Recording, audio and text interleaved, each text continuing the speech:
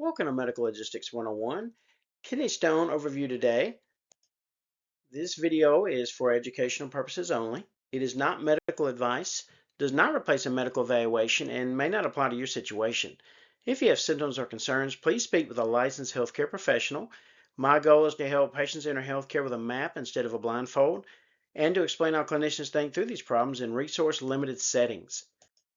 Definition: kidney stone is a solid crystal formed from minerals or salts in the urinary tract. Most are calcium based, such as calcium oxalate or calcium phosphate, but uric acid, struvite, and cystine stones occur as well. Pain comes from obstruction and not the stone itself. And typically, when we're describing kidney stones causing symptoms, it's usually what we call ureterolithiasis. That is, the stone is transited from the kidney where it may not have produce symptoms, typically doesn't, and may have been there for quite some time. But once it's lodged in the ureter, it's going to typically produce symptoms, and it can be anywhere from along that track of that ureter all the way down to what they call the ureterovesical junction, which is where the ureter meets the bladder. Signs and symptoms: sudden severe flank pain, pain that radiates to the groin or the testicle or labia, nausea, vomiting, hematuria, which could be gross hematuria that they actually see when they urinated at home, or microscopic that they can't see. Restlessness, patients can't get comfortable. These patients are typically moving around on the bed, pacing around the room, really cannot get in a comfortable position typically. Possible urinary urgency or frequency if the stone is distal in the ureter. Exam findings: CVA tenderness, tenderness over that flank. Abdomen is usually benign. I don't typically see guarding or rebound tenderness on palpation of the abdomen like you would see with potentially appendicitis, diverticulitis, or cholecystitis, or pancreatitis. Vitals are typically normal unless infection or dehydration is involved. Testicular torsion pain should be localized and not involve flank pain. Little point about this, as I indicated before, under symptoms, sometimes with kidney stones, they will radiate down toward, in males, will radiate to the testicles, but that pain, well, typically with testicular pain, if it's testicular torsion pain, I don't typically see flank pain with that. So that's an important distinction, because if there is a testicular torsion, which can be spontaneous, is not always involving trauma, that has to be recognized immediately, because that's a situation where the testicles are not getting blood flow.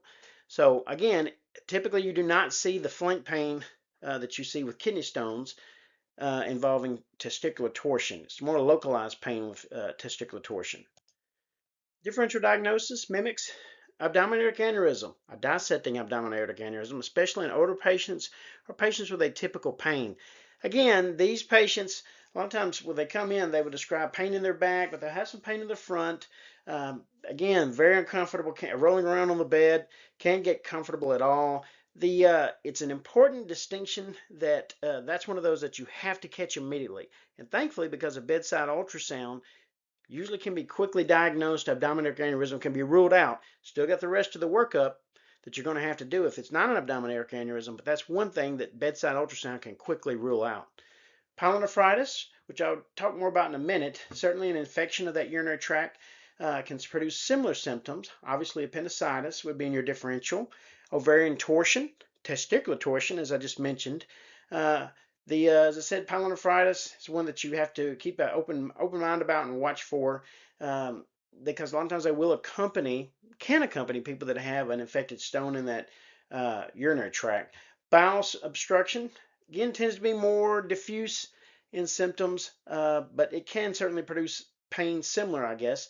And renal infarct, don't see that very often, but it can produce localized pain right over that flank area as well.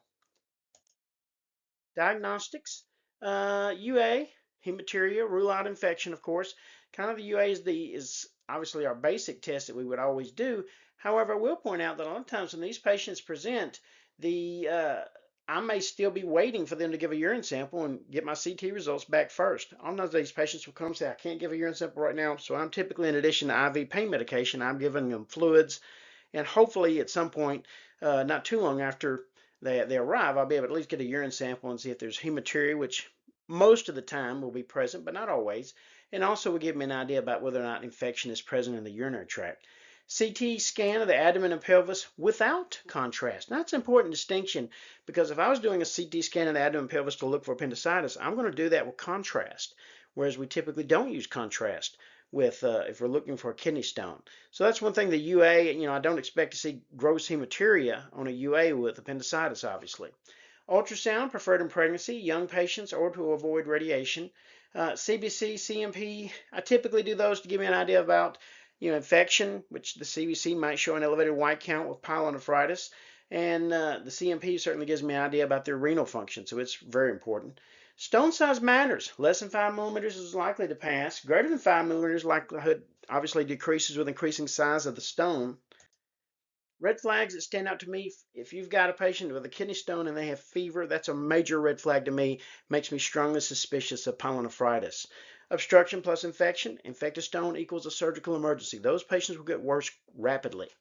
A solitary kidney, of course, if they only have one kidney, clearly they're high risk. Acute kidney injury or rising creatinine, that CMP is going to give me an idea about what their renal function is. If they've got very elevated creatinine, no history of renal failure, yeah, I'm certainly going to want to pursue further workup with those patients. Obviously, uncontrolled pain or vomiting. Again, if you can't relieve their symptoms, the pain and vomiting, that's going to be an admission typically. Pregnancy with a suspected stone, obviously a high-risk patient. And of course, immunocompromised patients would be high risk. Pitfalls, assuming it's just a stone when the patient has an infected obstruction, pyelonephritis, missing abdominal aneurysm in older patients with flank and back pain. Bedside ultrasound is so helpful for ruling that out quickly on arrival. And then if that's negative, then you can proceed with further workup, such as the CT scan. Assuming no hematuria equals no stone, 10 to 20% of them may not have blood in their urine. Treating flank pain as musculoskeletal without imaging. If you have a suspicion, then you're really going to need to get further imaging. Underestimating dehydration and acute kidney injury. Certainly, you need to know if history as well. Previous lab values will give you an idea of what their baseline was. But yes, if you've seen signs of kidney injury, elevated creatinine, for instance, then yes, they need to have further workup and probably going to need to be admitted. And not having close follow-up with urology. This is a growing problem these days because obviously if the patient hasn't had a previous kidney stone, they may not have an established relationship with a urologist. And many of them, unfortunately these days, a core problem of our healthcare system, won't have a primary care physician either. Disposition, safe for outpatient management, a stone less than 5 millimeters, the pain is controlled, they have no sign of infection, normal kidney function, they're able to hydrate, and ideally follow up with urology. Oftentimes I will call a urologist on call at our hospital and see if they would be willing, even if I know it's someone that's not going to be admitted. If it's not, I don't wake the urologist up at 3 in the morning, obviously, but I will call them during the day, certainly, have them paged and say, hey, I've got this patient, give them the history and say, hey, would you be willing to see this patient as follow-up in your clinic? And of course, they always say yes. That does a couple of purposes. One, you say, why would you do that if you know that they're going to be discharged anyway? Because it establishes, hey, this is our urologist on call. They're familiar with your case because I've discussed it with them. And if you go home and you get worse, please return back to our ER and mention, hey, I'm supposed to follow up with Dr. such and such, and they will know about you. This all smooths admission if you have to come back for a later admission because of increasing pain or you can't keep fluids down. Needs ER or urology. Typically, these patients have been seen in the ER but may need to return to the ER and certainly be seen sooner rather than later by urology if you have fever or a suspected infected obstruction, that pyelonephritis that I mentioned, a stone greater than 10 millimeters, not likely to pass. Rising creatinine on their labs suggesting renal damage. On solitary kidney, again, high-risk patient. Uncontrolled pain or vomiting goes without saying. And of course, pregnancy. These would also be high-risk patients. In closing, if this is the kind of content you find helpful, please like and subscribe. If there are topics you would like to see covered, you can email me at medicallogistics101@gmail.com. Remember, the danger isn't always what you know, but rather what you can't afford to miss. Thank you.